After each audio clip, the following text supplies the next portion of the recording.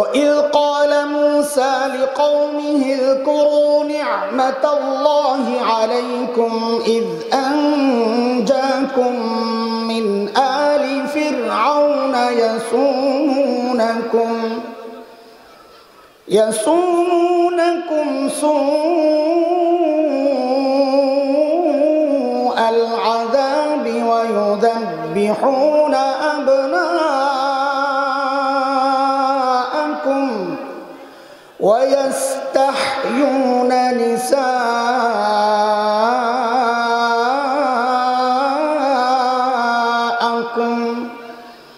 وفي ذلكم بلاء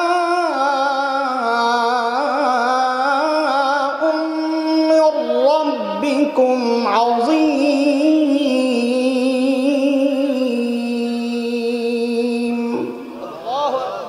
এই আয়াতে আল্লাহ নির্যাতনের কিছু ধরন দেখাইছে। ফেরাউন কি করত? যখন মেয়ে জন্ম নিত ফেরাউন বাঁচায় রাখত, কিন্তু যখনই বনি ইসরাইলে কোনো ছেলে জন্ম নিত, আপনারা জানেন এটা, নিজের ক্ষমতা হারানোর ভয়ে ফেরাউন ওই ছোট্ট ছোট্ট শিশুদেরকে ধরে ধরে জবেহ করে হত্যা করত। আচ্ছা, আপনাদেরকে একটা কথা জিজ্ঞেস করি, এই শব্দজাত, এই মাত্র জন্ম নেওয়া শিশুটা যার শরীরের হাড্ডিগুলো এখনো গোশতের মতো নরম, একটু বলেন তো এই বাচ্চার পক্ষে ফেরাউনের মতো এমন পরাশক্তি বাদশাকে ক্ষমতা থেকে নামানো সম্ভব ছিল? বলেন, কথা বলা লাগবে আমার সাথে, এটা সম্ভব ছিল? তাইলে ফেরাউনের ছোট্ট বাচ্চাকে এত ভয় পেত কেন? কারণটা কি? কারণ একটা আছে, সেটা হচ্ছে এটা আল্লাহ তাআলার দুনিয়া পরিচালনার একটা সিস্টেম, নিজাম। কেউ যখন হক হয়, সে যত দুর্বল হোক না কেন, কেউ যখন বাতিল হয়, সে যত শক্তিশালী হোক না কেন, আল্লাহর সিস্টেম এটা, আল্লাহ এই দুর্বল হকের ভয় ওই শক্তিশালী বাতিলের কলিজায় ঢুকায়া দেয়। এর এক জ্বলন্ত প্রমাণ হচ্ছে বাংলাদেশের আলেম ওলামা। দুনিয়ার যত জায়গায় দেখেছি, আমার এটা অনুভূতি এবং এটা আমি বিশ্বাস করি, সারা দুনিয়ার মধ্যে সবচাইতে নিরীহ প্রাণী হচ্ছে বাংলাদেশের আলেম ওলামা। একেবারে নিরীহ। আরে আমাদের শাইখ মুর্শিদ, শাইখুল হাদিস আল্লামা শাহ আহমদ শফি নওয়ারাল্লাহু মারকাদাহ জীবন সায়ান নিয়ে হযরত জীবনের শেষ মুহূর্তগুলো যখন পার করছিলেন, হুইল চেয়ারের মধ্যে বসা মানুষটা সোজা হয়ে বসে থাকতে পারতেন না, কাত হয়ে যেতেন। আল্লামা হাফেজ জুনায়েদ বাবনগরী নওয়ারাল্লাহু মারকাদাহ মানুষটা সোজা হয়ে দাঁড়ায় থাকতে পারতেন না, পা কাজ করতো না। তারপরও আমরা কি দেখলাম, শুধু বাংলাদেশ না, সারা দুনিয়ার মানুষ এই দুর্বলদের ভয়ে ছিল অস্থির। কেন? কারণটা কি? যে মানুষগুলো দুর্বল হলে কি হবে, যেহেতু হক ছিলেন, আল্লাহ এই দুর্বল হকের ভয় শক্তিশালী বাতিল আর তাগুতের কলিজায় ঢুকায়া দিছে। বুঝছেন নি? এই পর্যন্ত কথাবার্তা আমি যা বলছি, মনো আমি তো অল্প সময় থাকবো, কিন্তু একটু এক লাইনে কথা বলা আমার একটা অভ্যাস, চেষ্টা করি।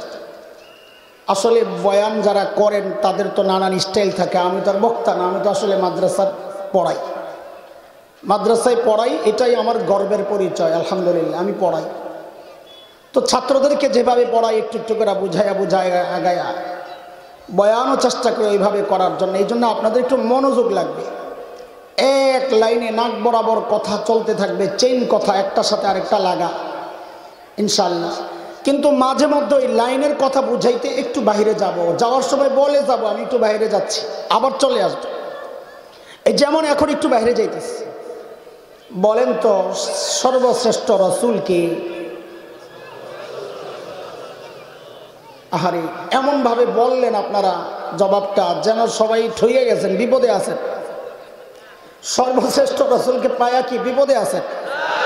তো জবাব এত মিনমিন কেন? এটা তো গর্বের সাথে বলার কথা। হ্যাঁ, তো গর্বের সাথে বলার জন্য একটু শব্দ বাড়াইয়া দিয়েন। যদি জিজ্ঞেস করা হয় সর্বশ্রেষ্ঠ রাসূলকে, তো এইভাবে বলবেন আমাদের রসুল মুহাম্মদুর রাসূলুল্লাহ। আমাদের বললে কথাটার একটু আলাদা হয়ে যায়। কেন? আমি আপনি সবাই মিলে নবী আলাইহিস সালামের প্রশংসা করলে নবীর ইজ্জত বাড়বে? বলে না। কেন বাড়বে না? কারণ খালেক যেখানে উঠাইছেন মাখলুক তার চেয়ে উপরে ওঠানোর ক্ষমতা রাখেন। হিসাব সিজা সারা দুনিয়ার মানুষ যদি আমার নবীর বদনাম করে নামাতে পারবে? তো আমি যেহেতু আমার বলার দ্বারা নবীর ইজ্জত বাড়েও না কমেও না, তা আমি এমনভাবে কেন বলি না যেন আমার ইজ্জতটা বেড়ে যায়। তা আমার ইজ্জত কেমনে বাড়বে? যদি জিজ্ঞেস করা হয় সর্বশ্রেষ্ঠ রসুলকে, তো বলবেন আমাদের রসুল মুহাম্মদুর রাসূলুল্লাহ সাল্লাল্লাহু আলাইহি ওয়াসাল্লাম। নাম্বার একটু কম পাইছেন। আরেকটা প্রশ্ন করি, এটাই পুরো নাম্বার অ্যান্সার করা লাগবে, তাইলে এভারেজে পাস করাইয়া দেন ইনশাআল্লাহ। আমি তো অনেক দূর থেকে সফর করে আসছি, স্বাভাবিক একটু হালকা মাথা ব্যথা করারই কথা। আর আমি তো আজীবন গলা ভাঙ্গা মানুষ, ফাটাবাস, না আছে গলা না আছে তলা।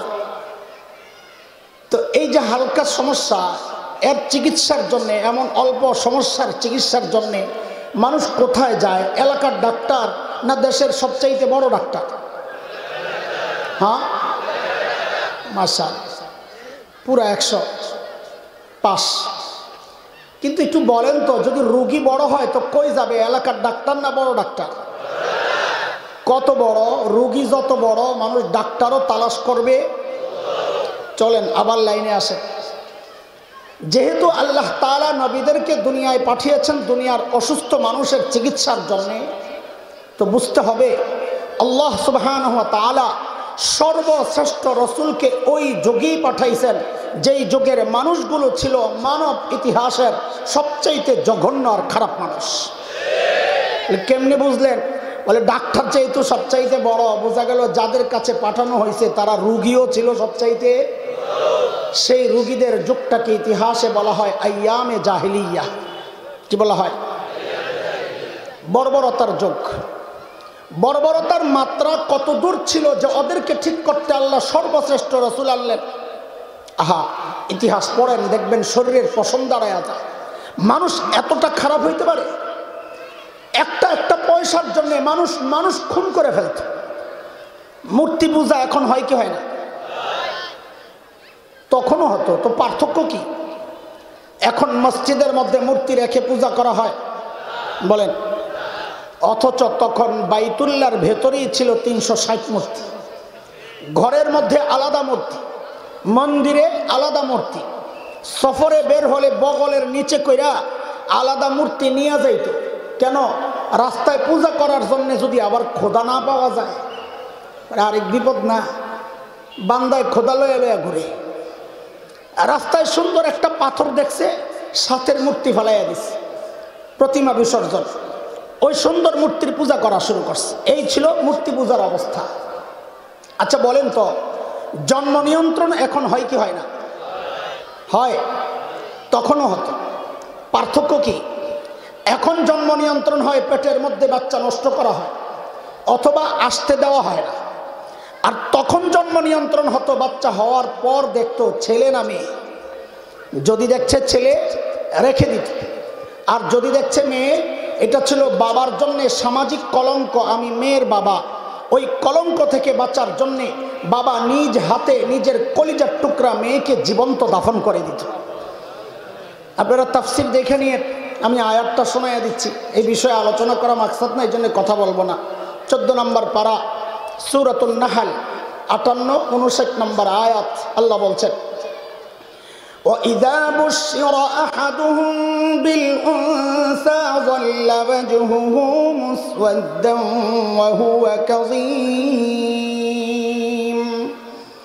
يَتَوَارَىٰ مِنَ الْقَوْمِ مِن سُوءِ مَا بُشِّرَ بِهِ أَيُمْسِكُهُ عَلَىٰ هُونٍ أَمْ يَدُسُّهُ فِي التُّرَابِ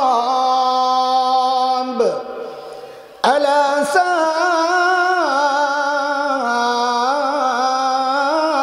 مَا يَحْكُمُونَ।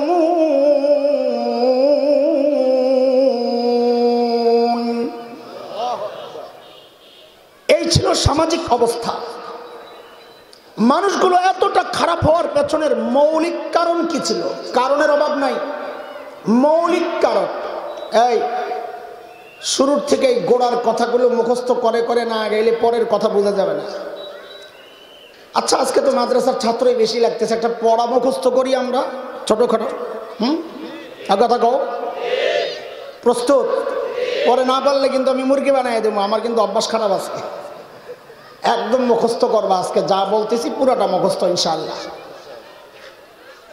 মানুষগুলো এতটা খারাপ হওয়ার পেছনের মৌলিক কারণ কি ছিল?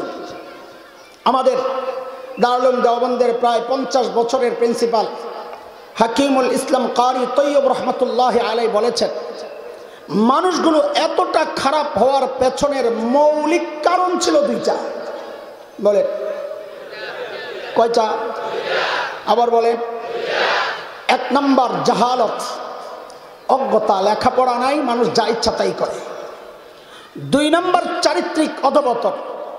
দেখেন এই দুইটা সমস্যা এতটা ভয়ঙ্কর সমস্যা, একটাই যদি না থাকে তাও মানুষ অপরাধ করে। যেমন একজন ইঞ্জিনিয়ার শিক্ষিত না মূর্খ? বলেন, সবাই বলেন। অথচ আমরা কি দেখলাম, সরকার কাজ দিছে, বরাদ্দ দিছে, ইঞ্জিনিয়ার সাহেব ব্রিজ বানাইতে যায় আর রডের বদলে বাঁশ ঢুকাইয়া দিছে। আচ্ছা, ও জানতো না এখানে রড ঢুকাইতে হয়? কথা বলেন, জানতো না? জানতো, অত ইঞ্জিনিয়ার জানতো, তো এই কাজটা কেন করলো? বলে জানতো, জাহালত তো নাই, কিন্তু ছিল চরিত্রহীনতা, চারিত্রিক সমস্যার কারণে এই অপরাধটা সে করেছে। আর ওই সময়ের আরবদের না ছিল লেখাপড়া, না ছিল চরিত্র। সমস্যা কয়টা? বলেন বলেন। এই মৌলিক 2 সমস্যা ঠিক করার জন্যে, সংশোধনের জন্যে, মোকাবেলার জন্যে আল্লাহ সুবহানাহু ওয়া তাআলা সর্বশ্রেষ্ঠ রাসূল সাল্লাল্লাহু আলাইহি ওয়াসাল্লামকে মৌলিক 2টা জিম্মাদারি, সমাধান আর মিশন দিয়া দুনিয়ায় পাঠায়া দিয়েছে। বলেন আবার ঠিক করে, সমস্যা কয়টা? সমাধান, হ্যাঁ সমাধান 2টা। বলেন কয়টা? সমস্যা কয়টা? বলেন আবার, সমস্যা কয়টা? সমাধান, বলেন সমাধান। চলে, আল্লাহর হাবিব নবুয়ত পেয়ে ঘোষণা দিলেন, ইন্নামা বুইসতু মুআল্লিমা বুইসতু লিউতাম্মিমা মাকারিমাল আখলাক।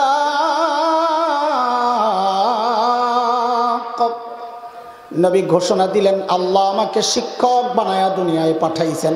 কি বানায়া? আমাদের নবী কি ছিলেন? এটা আমি আবারও জিজ্ঞেস করবো, এই জন্য কয়েকবার উচ্চারণ করেন। আমাদের নবী কি ছিলেন? সবাই বলেন। শিক্ষক বানায় আল্লাহ কেন পাঠাইছেন? যেন জাহালত দূর করতে পারেন। সমস্যা কয়টা ছিল? সমাধান। 2 নম্বর নবী বলেন, আল্লাহ আমাকে সর্বোচ্চ উন্নত চরিত্র মাধুর্য দিয়ে দুনিয়ায় পাঠিয়েছেন কেন? আমি যেন ওই চরিত্রহীনদের পেছনে মেহনত করে করে ওদেরকে দুনিয়ার সেরা চরিত্রবান মানুষ বানাতে পারি। বলেন সমস্যা কয়টা? আবার বলেন সমাধান। চলেন আবার পেছনে যাই। আমাদের নবী যেন কি ছিলেন? কি ছিলেন? মাশা। দেখেন যারা আলেম না, অনেক দেখা যাচ্ছে চেহারা দেখলে আমরা বুঝি কে ডাইল খাইছে আর কে খায় নাই। তো যারা আলেম না, আমাদের কিছু কথায় আপনারা কষ্ট পাইতে পারেন, আমাদেরকে মাফ করে দিয়ে। কষ্ট দেওয়ার জন্য কথাগুলো বলছি না, বলবো না ইনশাআল্লাহ। বলছি আপনাদের হৃদয়ে আফসোসের আগুন জ্বালাইতে। আহারে কি করলাম আমরা। আপনারা যারা মাদ্রাসায় পড়েন নাই, আপনাদের গর্বের অনেক উপলক্ষ আছে। কেউ ডাক্তার, তার গর্ব। কেউ পিএইচডি করা ডক্টর, তার গর্ব। কেউ ইঞ্জিনিয়ার, তার গর্ব। কেউ সমাজপতি, তার গর্ব। কেউ জনপ্রতিনিধি, মেম্বার, চেয়ারম্যান, এমপি, তার গর্ব। কেউ শিল্পপতি, তার গর্ব। কেউ বড় বাড়িওয়ালা, তার গর্ব। কারো ছেলে মেয়ে উচ্চশিক্ষিত, তার গর্ব। কারো ছেলে মেয়ে ইউরোপ আমেরিকায় থাকে, তার গর্ব। কিন্তু আমাদের মোল্লা মুন্সি, যাদেরকে আপনারা খেয়াত আর গাইয়ার সেকেলে মনে করেন, ব্যাকডেটেড মনে করেন, কেউ কেউ সমাজের বোঝাও মনে করেন, আমাদেরও একটা গর্বের জায়গা আছে। এখন আমাদের গর্বের জায়গা, আপনাদের গর্বের জায়গা একটু মুখোমুখি করেন, দেখেন কে ঠকলো কে জিতলো, একটু মিলায়া দেখেন। আমাদের গর্বের জায়গা কি? দেখেন আমরা যারা মাদ্রাসায় পড়াচ্ছি এখানে কওমি আলী আমি আলাদা করতে চাই না, যারাই আমরা মাদ্রাসায় পড়েছি আমাদের একটা গর্বের জায়গা হচ্ছে আমাদের শিক্ষার গোড়ায় মুহাম্মদুর রাসূলুল্লাহ সাল্লাল্লাহু আলাইহি ওয়াসাল্লাম। আমরা কোরআন পড়ি বা হাদিস পড়ি, মাসআলা পড়ি, যাই পড়ি, খুঁজতে খুঁজতে শেষ দায়া পাওয়া যায় আখেরে কে? মুহাম্মদুর রাসূলুল্লাহ সাল্লাল্লাহু আলাইহি সাল্লাম। যেমন একটা উদাহরণ আমি আপনাদেরকে শোনাই। আমরা বুখারী শরীফ পড়েছি, এখানে অনেক আছেন বুখারী পড়নেওয়ালা, আলহামদুলিল্লাহ বুখারীর উস্তাদরাও আছেন, আমারও পড়ার সৌভাগ্য হয়েছে আলহামদুলিল্লাহ। আমি বুখারী আচ্ছা একটা হাদিস দিয়েই বুঝাই আপনাদেরকে। প্রথম হাদিস ইন্নামাল আমালু বিন্নিয়াত আল হাদিস। এই হাদিস তো আমি ঢাকার ফরিদাবাদ মাদ্রাসায় পড়েছি। আমার উস্তাদ মুহতারাম শেখুল হাদিস আল্লামা আব্দুল হাফিজ রহমতুল্লাহ আলাইহি। দেওবন্দ মাদ্রাসায় পড়েছি। আমার উস্তাদ মুহতারাম শেখুল হাদিস আল্লামা নাসির খান রহমতুল্লাহ আলাইহি। আমার এই দুই উস্তাদের উস্তাদ শেখুল আরব আল আজম হযরত হুসাইন আহমদ মাদানী নওয়ারাল্লাহু মারকাদাহ। তার উস্তাদ ছিলেন শেখুল হিন্দ মাহমুদ হাসান দেওবন্দি রহমতুল্লাহ আলাইহি। তার উস্তাদ ছিলেন ব্রিটিশ বিরোধী আন্দোলনের অন্যতম সিপাহ সালার মুজাহিদে মিল্লাত দারুল দেওবন্দের অন্যতম প্রতিষ্ঠাতা কাসিমুল উলুম আল খায়রাত ইমাম কাসিম নানুতুবি রহমতুল্লাহ আলাইহি। তার উস্তাদ ছিলেন শাহ আব্দুল গনি মুজাদ্দিদ দেহলভী রহমতুল্লাহ আলাইহি। তার উস্তাদ ছিলেন শাহ মুহাম্মদ ইসহাক আদ-দেহলভী রহমতুল্লাহ আলাইহি। তার উস্তাদ ছিলেন শাহ আব্দুল আজিজ মুহাদ্দিস দেহলভী রহমতুল্লাহ আলাইহি। তার উস্তাদ ছিলেন শাহ ওয়ালিউল্লাহ মুহাদ্দিস দেহলভী রহমতুল্লাহ আলাইহি। তার উস্তাদ ছিলেন শাহ আবু তাহের আল মাদানী রহমতুল্লাহ আলাইহি। তার উস্তাদ ছিলেন ইব্রাহিম কুর্দি রহমতুল্লাহ আলাইহি। তার উস্তাদ ছিলেন আহমদ আল কুশাশি রহমতুল্লাহ আলাইহি। তার উস্তাদ ছিলেন আহমদ আশ-শান্নাবী রহমতুল্লাহ আলাইহি। তার উস্তাদ ছিলেন জাইনুদ্দিন আল মিসরি রহমতুল্লাহ আলাইহি। তার উস্তাদ ছিলেন মুহাম্মদ আর-রমালি রহমতুল্লাহ আলাইহি। তার উস্তাদ ছিলেন আহমদ ইবনে আলী আল হাজার আসকালানি রহমতুল্লাহ আলাইহি। তার উস্তাদ ছিলেন ইব্রাহিম আত-তানুখি রহমতুল্লাহ আলাইহি। তার উস্তাদ ছিলেন আবুল আব্বাস আল হাজ্জার রহমতুল্লাহ আলাইহি। তার উস্তাদ ছিলেন আবু আলী আজ-জুবাইরি রহমতুল্লাহ আলাইহি। তার উস্তাদ ছিলেন আবুল ওয়াক্ত আস-সিজি রহমতুল্লাহ আলাইহি। তার উস্তাদ ছিলেন আবুল হাসান আদ-দাউদি রহমতুল্লাহ আলাইহি। তার উস্তাদ ছিলেন আবু মুহাম্মদ আস-সারাখসি রহমতুল্লাহ আলাইহি। তার উস্তাদ ছিলেন আবু আব্দুল্লাহ ফিরাব্বি রহমতুল্লাহ আলাইহি। তার উস্তাদ ছিলেন মুহাম্মদ ইবনে ইসমাঈল ইমাম বুখারী রহমতুল্লাহ আলাইহি। তার উস্তাদ ছিলেন হুমায়দি রহমতুল্লাহ আলাইহি। তার উস্তাদ ছিলেন সুফিয়ান আস-সাউরি রহমতুল্লাহ আলাইহি। তার উস্তাদ ছিলেন ইয়াহইয়া ইবনে সাঈদ আল আনসারী রহমতুল্লাহ আলাইহি।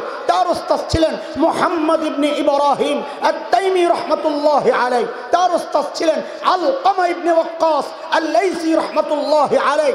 তার উস্তাদ ছিলেন উমর ইবনুল খাত্তাব রাদিয়াল্লাহু আনহু। তার উস্তাদ ছিলেন মুহাম্মদুর রাসূলুল্লাহ সাল্লাল্লাহু আলাইহি ওয়াসাল্লাম। এটা আমাদের গর্বের পরিচয়। আমাদের শিক্ষার গোড়ায় কে? বলেন বলেন কে কে? আমি আবারও বলছি, কষ্ট নিয়েন না যারা মাদ্রাসা ওয়ালা না, গর্ব তো করেন। একটু বিনয়ের সাথে আপনাদের কাছে আমাদের জিজ্ঞাসা, আপনাদের শিক্ষার গোড়ায় কে? বলেন। গর্ব তো করেন, কিন্তু বিষয়টা না আঘাত দেওয়ার জন্য বলছি না, আফসোসের আগুন জ্বালাইতে বলছি। এই গর্বের পরিচয় দেওয়ার ঠিকাদারি মৌলবীরা আল্লাহর কাছ থেকে একা নিয়ে নেই যে আপনারা এই পরিচয় দিতে পারবেন না। এই পরিচয় দেওয়ার অধিকার সুযোগ আপনাদেরও ছিল, কিন্তু পারছেন না। কেন কেন পারছেন না? কারণ সেই ব্রিটিশদের থেকে আপনাদের সামনে এমন এক সিলেবাস রাখা হয়েছে, যেই সিলেবাস পড়ে এই গর্বের পরিচয়টা দেওয়া যায় না। শুধু তাই না, শুধু এই গর্বের পরিচয় থেকে আপনাদেরকে বঞ্চিত করা হয় নাই, আমাদের আরেকটা গর্বের পরিচয় আছে। বলেন তো আমরা কার সন্তান? কার কার? আদম আলাইহিস সালাম। ও মাশাআল্লাহ। কিন্তু আমি বলি এইভাবে আর বললেন না, এখন একটু ঘুরাইয়া বলেন, একটু একটু শব্দ বাড়াইয়া দেন, তো আমাদের উদ্দেশ্য মাকসাদ হাসিল হবে। এখন থেকে বলবেন আমরা নবী আদমের সন্তান। বলেন বলেন। কার সন্তান?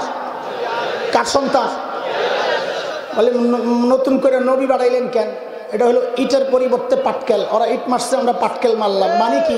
মানিটা বুঝেন। মানুষ গণনার আগেকার সিস্টেমের নাম ছিল আদমশুমার। কি ছিল? ও হঠাৎ করে দেখি আদম নাই, গায়েব হয়ে গেছে। এখন নতুন নাম দিছে জনশুমার। আচ্ছা, কোনোদিন জিজ্ঞেস করেছেন কাউকে যে আদমটা কেন কাটলেন? আদম আপনাদেরকে কোন দিক দিয়ে খোঁচাইছে যে সইতে না পাইরা কাইটা দিলেন? জিজ্ঞেস করছেন? করেন না। এগুলো নিয়ে তো আপনাদের মাথা ব্যথা না। ওরা কেন কাটছে? ওই বিজ্ঞানের নামে কিছু আবর্জনা শিক্ষা ব্যবস্থায় ঢুকায়া মাথা এলোমেলো করে দিছে। আমরা কি আসলে আদমের সন্তান, নাকি আমাদের পূর্বপুরুষ চিড়িয়াখানা থেকে পালায় আসা ওই বুড়া বান্দর? মাথা এলোমেলো হয়ে গেছে। এত গ্যাঞ্জামের দরকার নাই, আদম কাইটা দেয়। ওরা আদম কাটছে, আমরা আগে শুধু আদম বলতাম। যেহেতু কাটছে, এখন থেকে শব্দ আরো বাড়াইয়া দেবো। এখন থেকে আর আদম বলবো না, এখন থেকে বলবো আমরা নবী আদমের সন্তান। বেশি কাটাকাটি করলে লাগে আরো সফিউল্লাহ লাগাই দেব, কিলা লাগাই দেব, বলেন না? সাম্প্রতিক সময়ে আপনার এবং আপনার সন্তানের এই গর্বের পরিচয়টাও নষ্ট করার জন্য, আপনাদেরকে বঞ্চিত করার জন্য আরেকটা চক্রান্ত হয়েছিল। ওলামাদের প্রতিবাদের মুখে মাননীয় প্রধানমন্ত্রীর সরাসরি হস্তক্ষেপের কারণে কুচক্রীরা পিছু হটতে বাধ্য হয়েছিল। বিষয় সেটা না, আপনাদের কাছে আমাদের জানতে চাওয়া, এরে ভাই, প্রতিবাদ মোল্লা মুন্সিরা কেন করলো? চিৎকার চেঁচামেচি মোল্লারা কেন করবে? এই চিৎকার চেঁচামেচি প্রতিবাদ করার কথা আপনার। আপনি চিৎকার করেন না, চেঁচামেচি করেন না, প্রতিবাদ করেন না। আমরা কেন করব? কেন করব? কারণ আমার সন্তান এই ঘোড়ার ডিমের সিলেবাস তো পড়ে না, পড়বে না। আমার সন্তান তো ক্বালা ক্বালা রাসূলুল্লাহ পড়বে। চিৎকার করার কথা আপনার, প্রতিবাদের আওয়াজ উঠানোর কথা আপনার। আপনি ওঠান নাই, বরং কোন কোন কুলাঙ্গার পোড়া কপাল এই প্রতিবাদে আলেমের মুখোমুখি দাঁড়াইছে। এই প্রতিবাদকে রাষ্ট্রের বিরুদ্ধে, সরকারের বিরুদ্ধে, দলের বিরুদ্ধে আখ্যা দেওয়ার চেষ্টা করেছে। দোস্ত, সব জায়গায় রাজনীতি টাইনা আইনেন না। এটা রাজনীতির ব্যাপার না, এটা আমার ঈমানের ব্যাপার, এটা আমার বিশ্বাসের ব্যাপার, এটা আমার চেতনার ব্যাপার, এটা আমার আকীদার ব্যাপার। ভবিষ্যতে আবার এমন কোনো চক্রান্ত যদি হয়, আলেমের মুখোমুখি না দাঁড়াইয়া, হাতে হাত রাইখা, কাঁধে কাঁধ মিলাইয়া, মুষ্টিবদ্ধ হাত উঠাইয়া একসাথে প্রতিবাদের আওয়াজ উঠাইতে হবে। বাংলাদেশে নাস্তিকতার চর্চা করতে দেওয়া হবে না, দেওয়া হবে না।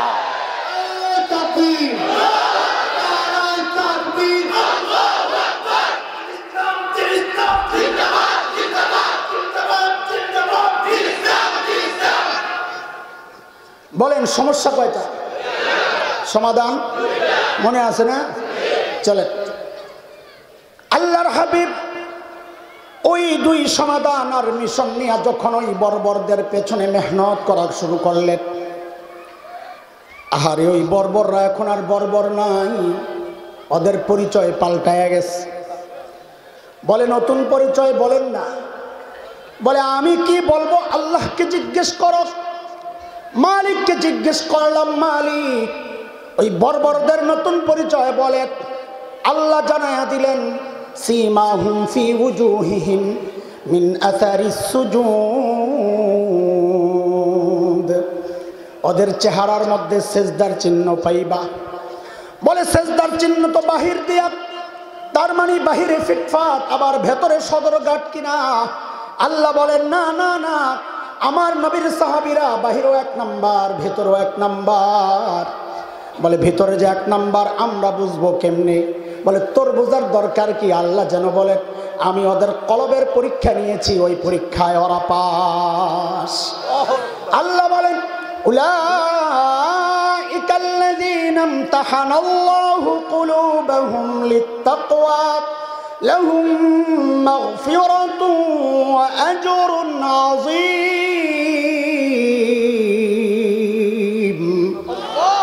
নবীকে জিজ্ঞেস করলাম, ইয়া রাসূলুল্লাহ, ওই বর্বরদের নতুন পরিচয় বলেন। আল্লাহর হাবিব যেন বললেন, আরে আমার সাহাবীরে তোরা বর্বর বলিস না, ওরা আর এখন বর্বর নাই। বলে তো নতুন পরিচয় বলেন না। তো আল্লাহর নবী বলেন, খায়রুল কুরুনি করনি।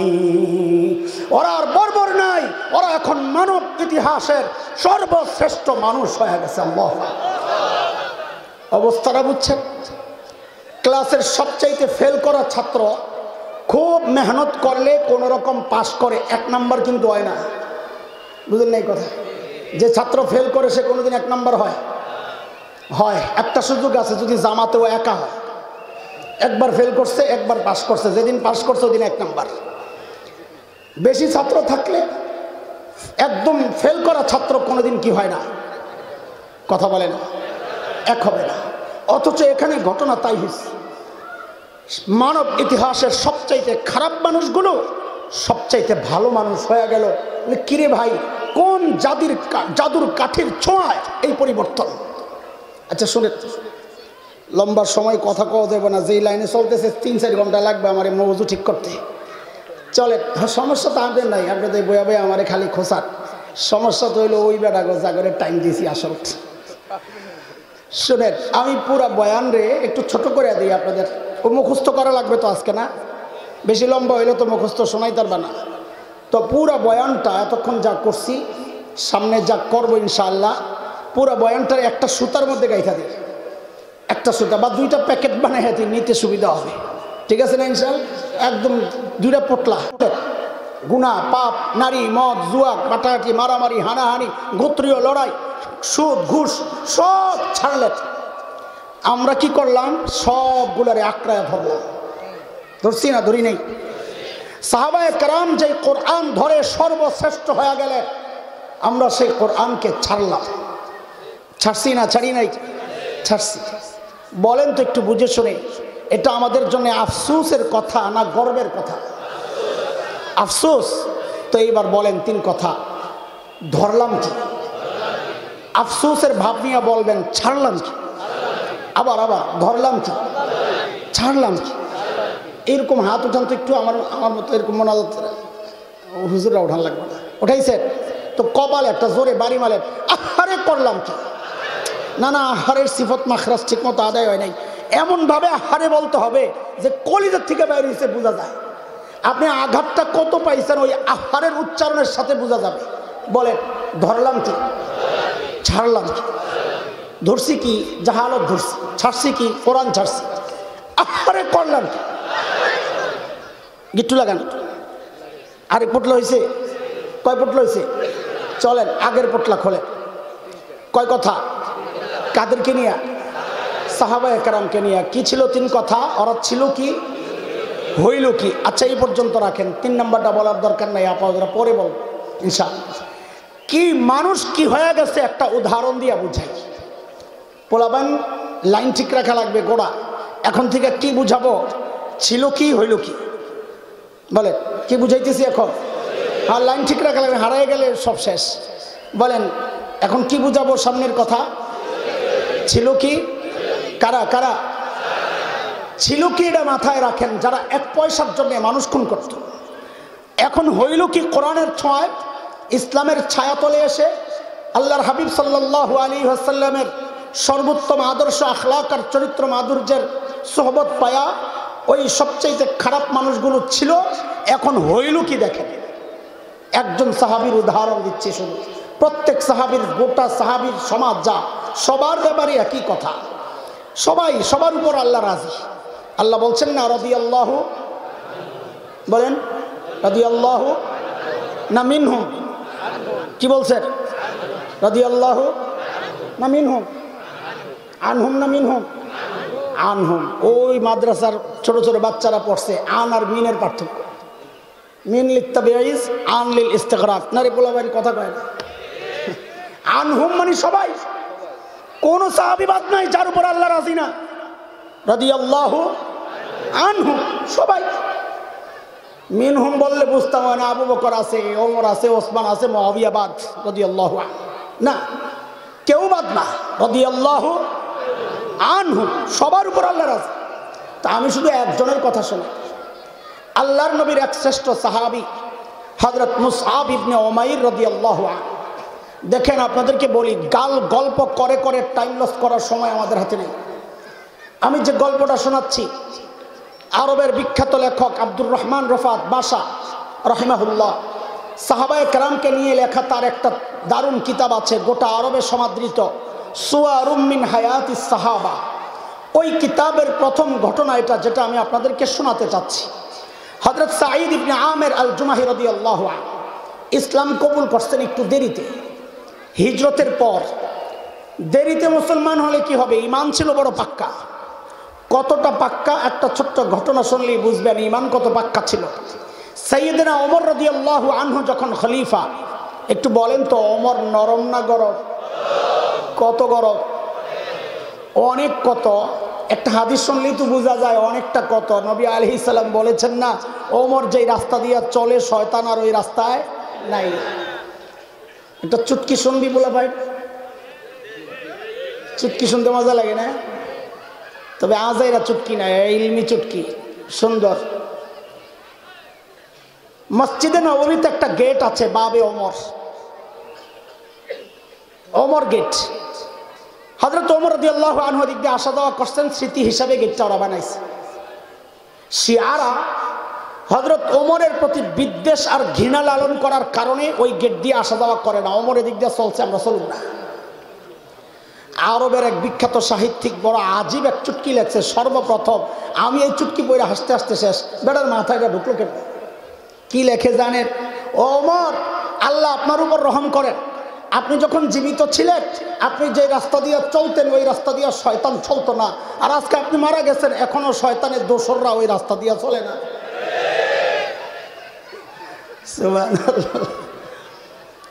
হযরত ওমর যখন খলিফা, হযরত সাঈদ ইবনে আমের আল জুমাহি আয়েশা বলে, ওমর, আল্লাহ দায়িত্ব দিয়েছেন ঠিকঠাক মতো আদায় করেন, নাহলে কিন্তু খবর আছে। বাপ রে, বেড়ার কলিজায় সাহস কত! এই সাহস কই পেয়েছে? মানুষ নিজে যত সৎ হয় তার সাহস তত উঁচা হয়। নিজের মধ্যে 2 নম্বরই থাকলে কথা বলবে মিন মিন মিন মিন মিন কইরা, আর তেলের দাম বাড়াইবে। কি বুঝছে? ঠিক কইছস তোরা, থাক, ব্যাখ্যা লাগবো না, বুঝছি আমরা না। হযরত ওমর একদিন ধরছেন, মিয়া সব কাম আমার কান্দে দিয়ে আবার আমারে ওয়াজ করো, তোমরা কিছু ভাগলাও কামের। তো জোর করে ধইরা সিরিয়ার এক শহর হিমসের গভর্নর বানায়া পাঠাইয়া দিছে। আচ্ছা, আবার একটু বাইরে যাই ওই লাইনের কথা বুঝাইতে। যেই অঞ্চলের মানুষ যত ধনী হয়, ওই অঞ্চলের জনপ্রতিনিধি যারা মেম্বার, চেয়ারম্যান, এমপি, তারাও ওইরকম ধনী হয়। মাওলানা পশ্চিম কোনটা? আজকের দুনিয়ায় Bangkok, Singapore, Thailand, Dubai, Abu Dhabi, Karachi, Bombay, আমাদের চিটাগাং, এগুলো যেমন বাণিজ্যিক শহর, ওই সময়ে গোটা দুনিয়ার বাণিজ্যিক শহর ছিল সিরিয়া। কোথায়? আবার লাইনে আসে, বলেন ওই সিরিয়ার শহর হিমসের গভর্নর বানায়া পাঠাইছে। এখন গভর্নর ধনী হওয়ার কথা না গরিব হওয়ার কথা? কেমন ধনী? ছোট মোটো না অনেক বড়? কত বড়? সময়ের সেরা ধনী হওয়ার কথা। কিন্তু মানুষগুলা হয়েছে কি দেখেন, এখন যারা 1 পয়সার জন্য মানুষ খুন করত, এখন নতুন পরিবর্তিত জীবনটা একটু দেখেন। হিমস থেকে এক দল আসছে হযরত ওমরের সাথে সাক্ষাৎ করার জন্য। ওই হ্যান্ডবিলটা হযরত ওমর তাদেরকে বললেন, তোমরা একটা কাজ করো, হিমসের গরিবদের একটা লিস্ট দাও, আমি বাইতুল মাল রাষ্ট্রীয় কোষাগার থেকে ওদের জন্য কিছু বরাদ্দ দিয়ে দিই। বেড়ারা সুযোগ পাইছে, আমগো এলাকার মানুষ পাইব, আমগো মাদ্রাসাওয়ালারা, মোতায়েন সাহেবের কেউ যে হুজুর আপনার মাদ্রাসার গরিবকে একটা লিস্ট দেন। মাশাআল্লাহ, লিস্ট এত বড়। হিমসের লোকেরাও লিস্ট একটা করছে লম্বা, নিয়ে হযরত ওমরের কাছে জমা দিয়েছেন। ফুকারা ও হিমসের গরিবদের লিস্ট। আল্লাহ, হযরত ওমর লিস্টে হাতে নিয়ে অবাক হয়ে তাকায় রয়েছে। কেন? কারণ দেখেন যে ওই লিস্টের শুরুর দিকেই হিমসের গভর্নর সাঈদ ইবনে আমের আল জুমাহির নাম ছিল। কি হইল কি দেখেন।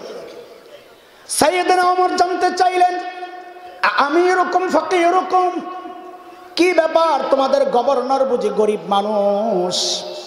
হিমসের লোকেরা জবাব দিলেন, বালা আমিরুনা আফকারুনা, আমাদের গভর্নর শুধু গরিব না, হিমসের মধ্যে সবচাইতে গরিব।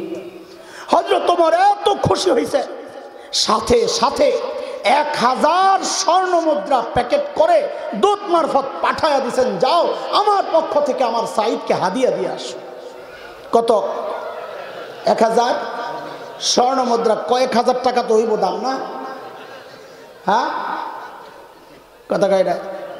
কত? কয়েক লাখ? জোরে কয় না? কয়েক কোটি, কয়েক কোটি। আল্লাহ দূত যখন এই বিশাল অঙ্কের হাদিয়া নিয়ে হযরত সাঈদের কাছে পেশ করছে, হযরত সাঈদ প্যাকেট খুলে যখন দেখলেন এই বিশাল অঙ্কের হাদিয়া তার জন্যে, তিনি সাথে সাথে প্যাকেটটাকে ছুঁড়ে মেরে চিৎকার দিয়ে বলে উঠলেন, ইন্না লিল্লাহি ওয়া ইন্না ইলাইহি রাজিউন। কি পড়ছেন? হাদিয়া পাইলে ইন্না লিল্লাহ পড়ার কথা না আলহামদুলিল্লাহ পড়ার কথা? হ্যাঁ, আপনারা কি পড়তেন জানি না, আমার ইমানের যে হালত, আমি যদি এমন একটা পোটলা পাইতাম, সুবহানাল্লাহ, এরকম ধৈর্য ভিতরে যায় কটা লাভ দিতাম, বউরে কইতাম তুমিও আলহামদুলিল্লাহ পড়ো আমিও পড়ি, দুইজনে মিলে আলহামদুলিল্লাহ একটা খতম করে লাই। আমি আর গুনাহ হইতো? হাদিয়া পাইলে আলহামদুলিল্লাহ পড়লে কি গুনাহ হয়? ঠিকই তো আছে। কিন্তু আল্লাহর নবীর সাহাবী কি পড়ছেন? কথা বলেন, কি পড়ছেন? এমন ভাবে ইন্না লিল্লাহ পড়ছেন, বউ তো ভেতর থেকে ডরায় গেছে। হায় রে আল্লাহ, মদিনা থেকে দূত আসছে, না জানি কোন দুঃসংবাদ নিয়ে এসে আল্লাহই জানে। সাথে সাথে জিজ্ঞেস করলেন, আকুতিলা ওমর ইবনুল খাত্তাব, আরে এইভাবে ইন্না লিল্লাহ কেন পড়ছেন? হযরত ওমর কি শহীদ হয়ে গেছে?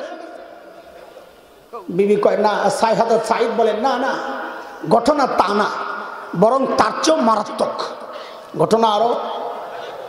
বউ আবার জানতে চাইলেন, আকুতিলাল মুসলিমুনা ফি মারিকা, তাইলে কি কোনো যুদ্ধে মুসলমান ব্যাপকভাবে শহীদ হয়ে গেল কিনা? হযরত সাঈদ বলেন, না না, ঘটনা তা না, তার চেয়েও মারাত্মক।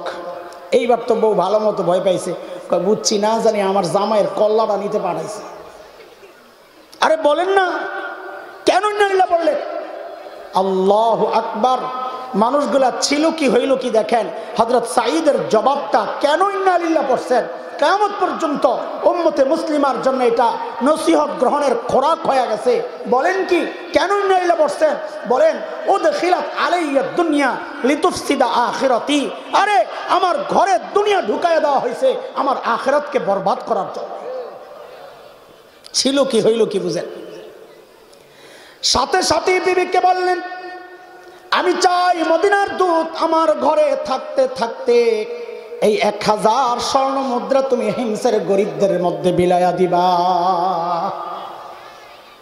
কি বুঝলেন? কর শাসকের মধ্যে যদি দিন থাকে তো নিজের বরাদ্দের টাকাটাও জনগণকে দিয়ে দেয়, আর শাসকের মধ্যে দিন না থাকলে জনগণের বরাদ্দের টাকা মাইরা বিদেশে যায় বাড়ি বানায়।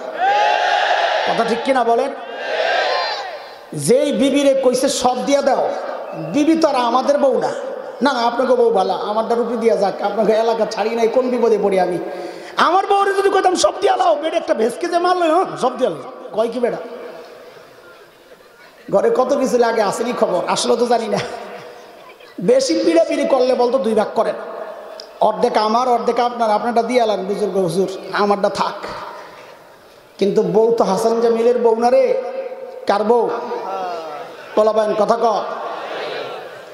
সময় নাই, তোর তো করে কিছু সবক দিতাম আজকা। যারা বিয়ে করস নাই, খালি বউ তালাশ করস, পাস না, কাহিনী জানস, কারণ জানো বউ পাও না কি জন্যে?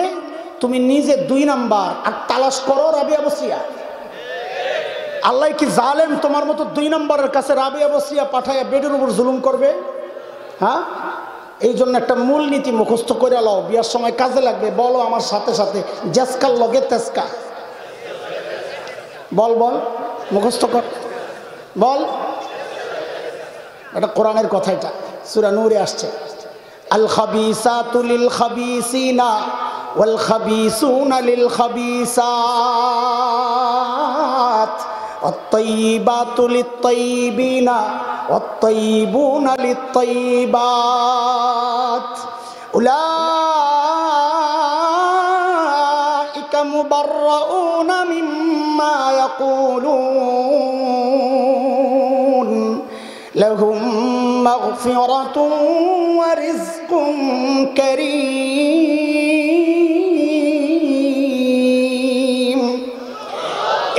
আয়াতের সংক্ষেপ তর্জমা যদি করতে হয় তো এইভাবে বলা লাগে, জাসকার লগে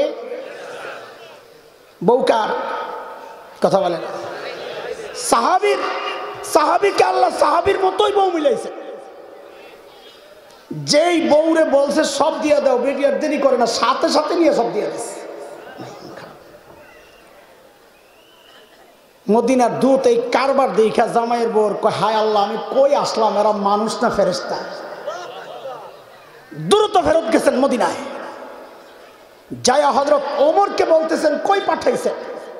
সাইয়েদনা ওমর সব শুইনা এতটা খুশি হয়েছেন, সাথে সাথে বললেন, ওই কাফেলা রেডি কর, আমার সাইদকে দেখতে যাব। আল্লাহ আকবারের ভাব দেখে বুঝছি মনে করছেন এটা এই জমানা ছিল, চাইলেই টিকিট কেটটা বিদেশ যাওয়া যায়। হ্যাঁ, পাসপোর্টে ভিসা লাগাই না আছে, ট্রাভেলসে ফোন দিছে, দোস্তরটা টিকিট পাঠাইয়া দাও, পাসপোর্টের কপিটা পাঠাইয়া দাও। পাসপোর্টের কপি পাঠাইয়া দিছি, মোবাইলে টিকিট, এয়ারপোর্ট দেখাইছি, বোর্ডিং পাস দিয়া দিছি, গেছি গা। ওই জমানা আছিল। আর এখন তো আরো আপডেট হয়েছে। ওই যে পিচ্ছি একটা, হ্যাঁ, পাসপোর্ট লাগে না, ভিসা লাগে না, টিকিট লাগে না, আন্তর্জাতিক বিমানে যাই আসতে করে কুট করে বয়ে রয়েছে। শোনেন না কথা বলে না, শোনেন না?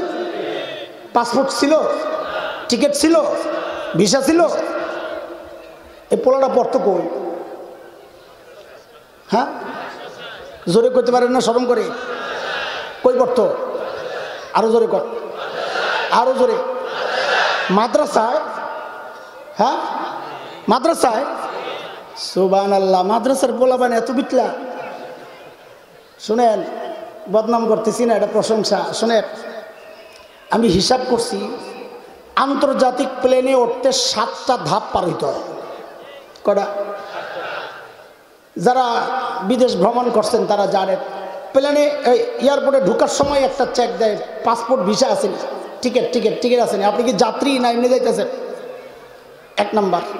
ঢুইকাই একটা স্ক্যানিং মেশিনের ভিতর দিয়ে যাইতে হয়। 2 নাম্বার, যেই কোম্পানির প্লেনে যাবেন ওই কোম্পানির কাউন্টারে গেলে পাসপোর্ট ভিসা দেখাইলে ওরা, টিকিট দেখাইলে ওরা বোর্ডিং পাস দেয়। 3 নাম্বার, ইমিগ্রেশন পুলিশের কাছে যাওয়ার সময় পুলিশ চেক করে পাসপোর্ট ভিসা টিকিট আছে কিনা। 4 নাম্বার, এরপর ইমিগ্রেশনের পুলিশ ওই অগমত এরকম ক্যামেরা একটা ফিট করে রাখে, কম্পিউটারের সামনে বয়া থাকে, গেলে চোখের ছবি ওঠায়, আঙ্গুলের ছাপ নেয়, পাসপোর্ট ভিসা মেয়াদ টেয়াদ সব দেখে ছিলটিল মাইরা দিয়া দেয়। 5টা হয়েছে। এরপর একটা গ্লাস ঘাড়া, খুব একদম হাই সিকিউরিটি ওলা, ওই রুমে ঢুকার সময় আংটি খোলো, ঘড়ি খোলো, মোবাইল রাখো, বেল রাখো, চশমা রাখো, কলম রাখো, চাবি রাখো, জুতা রাখো, মানি ব্যাগ রাখো, বেন্টি ব্যাগ থাকলে বেডিগো হেডা রাখো, সব রাখা এরপরে যাওয়া লাগে। 6টা ওখানে অপেক্ষা করো, বিমান আসছে, বোর্ডিং ব্রিজ লাগছে।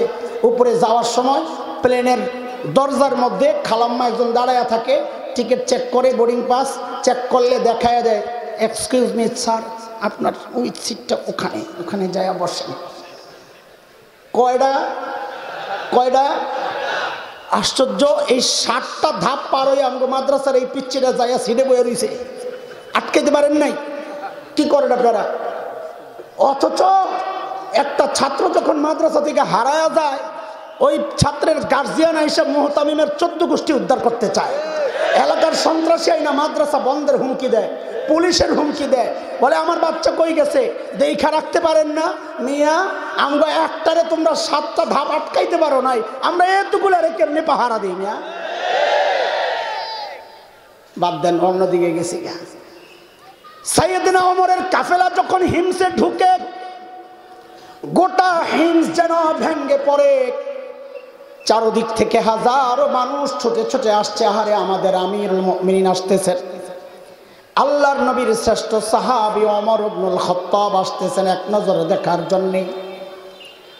হাজারো মানুষ জমা হয়ে গেছে। হযরত ওমর বসা, পাশে সাঈদ ইবনে আমির আল জুমাহি বসা। সাইয়েদনা ওমর চিন্তা করলেন, সাঈদকে আমি তো ভালো জানি, কিন্তু জনগণ কি বলে, এই ফাঁকে একটু পরীক্ষা করে নেওয়া যাক। অনেক সময় দেখা যায় নেতার কাছে নেতা ভালো, জনগণ দেখতে পারে না। হয় হয়, নেত্রীর কাছ থেকে নেতা মার্কা নিয়ে আইছে, দেখা যায় স্বতন্ত্র পাশ করে লাইছে। আর কথা কয় না, হয়। সাইয়েদনা ওমর ডাক দিয়ে জিজ্ঞেস করলেন, এই হিমসের মানুষ, তোমাদের গভর্নরের বিরুদ্ধে কারো কোনো অভিযোগ আছে থাকলে দাঁড়ায়া যাও। সুবহানাল্লাহ। পাকিস্তানে যদি এমন কেউ কইতো এই অভিযোগ আসেনি থাকলে দাঁড়ায়া যাও, এই কোন জায়গায় কথা কয়? আর আমার বাসা আগে কোন জায়গায়? পাকিস্তানে। তো মানুষ মাথা নিচের দিকে দিয়া বলতো অভিযোগ তো আছে কিন্তু দাঁড়াবো না, তাইলে সকালে শুয়ে পড়া লাগবে। কোন জায়গায়? ঠিক পরে আগে কোন জায়গায়? হ্যাঁ, ইসলাম না থাকলে দুনিয়ার সব জায়গার একই অবস্থা। ইসলাম আছে শুধু মানুষ না, ইসলাম তো জীবজন্তুর অধিকারও প্রতিষ্ঠা করেছে। যাই ওমর জিজ্ঞেস করলেন, এই হিমসের মানুষ, গভর্নরের বিরুদ্ধে অভিযোগ থাকলে দাঁড়ায় যাও। ওই কোনা থেকে এক বুড়া দাঁড়ায় গেছে, আসো। বাপরে, বেটার কলিজায় সাহস। হযরত ওমর তো অবাক হয়ে গেছে, কিরে ভাই কারে দেখতে এলাম? মানুষের অভ্যাস হচ্ছে মানুষ অনুকরণ প্রিয়, দেখা দেখি কাম করে। রাস্তায় দাঁড়ায় ঘাটটা ব্যথা করতেছে, উপরের দিকে তাকায় থাকেন কিছুক্ষণ, দেখবেন পাশে দিয়ে যারা যায় অধিকাংশ দাঁড়ায় দেখবে আপনি কি দেখতেছেন। কথা বলে যে একজন দাঁড়ায় গেছে সাথে সাথে আরো তিনজন দাঁড়ায় গেছে। ওমরকে সর্বনাশ, কাহিনী কি? বুজুর্গরে দেখতে এলাম, এর বিরুদ্ধে দেখি অভিযোগের শেষ নাই। বলেন বলেন, হ্যাঁ পোলা ভাই কি শোনাইতেছি রে? ছিল কি? মাশাআল্লাহ, গোড়া ঠিক রাখেন নাহলে হারিয়ে গেলে শেষ। বলেন এক নাম্বার আপনার কি সমস্যা?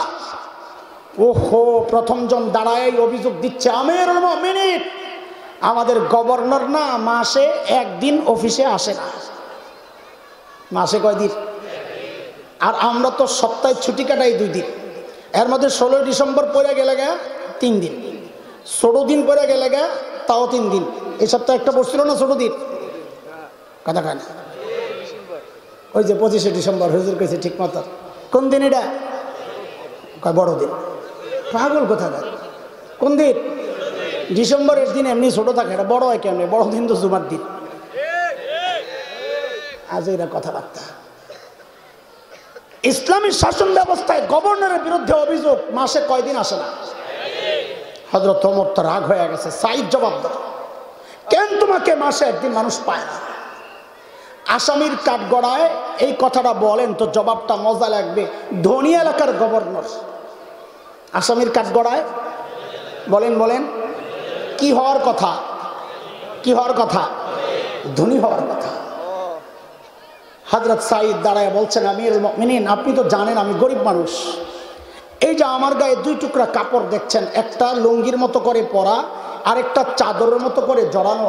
আমিরুল মুমিনিন আমার না এই 2 টুকরা কাপড় ছাড়া আর কোনো কাপড় নাই। আরে মাসে অফিসে একদিন কেন আসো না, এটা না বলবা? বলে আমিরুল মুমিনিন 1 মাস পড়তে পড়তে দুর্গন্ধ হয়ে যায়, নিজেরও কষ্ট হয়, যারা আসে ওদেরও কষ্ট হয়, তাই মাসে একবার উপরেরটা ধুয়ে দেই, শুকায় গেলে নিচে পড়ি, নিচেরটা ধুয়ে দেই, শুকায় গেলে উপরে জড়াই। আমিরুল মুমিনিন এটা করতে করতে একটু বেলা একটু দেরি হয়, আমি আসি না এই কথা ঠিক না। উনি হয়তো সকাল সকাল এসে আমাকে না পেয়ে ভাবছেন আমি আসি নাই, আমি আসি, প্রতিদিনই আসি, একটু দেরি হয় আর কি।